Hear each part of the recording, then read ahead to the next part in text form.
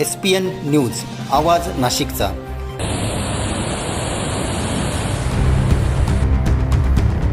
मित्रांनो, सप्रेम नमस्कार। SPN न्यूजमध्ये आपले स्वागत आहे।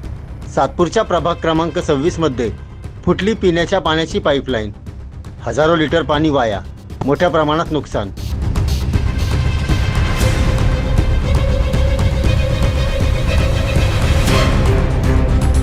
सविस्तर वृत्त असे।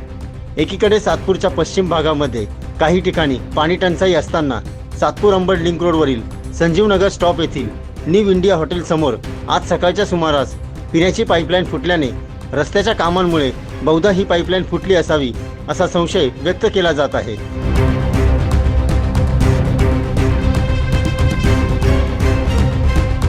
पाईपलाईन फुटल्यानंतर मोठ्या प्रमाणात पाण्याचे फवारे उडत होते।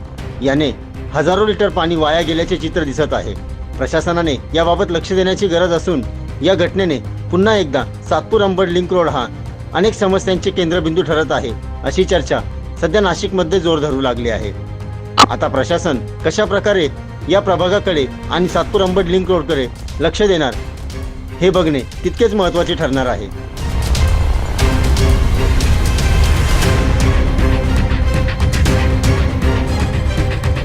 SPN न्यूजसाठी SPN न्यूज प्रतिनिधी सोहेल खान, नाशिक। धन्यवाद।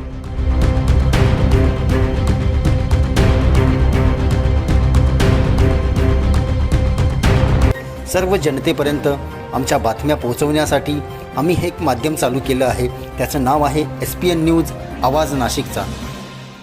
आमच्या या चॅनलला आजच सबस्क्राईब करा आणि बेल आयकॉन प्रेस करा। धन्यवाद।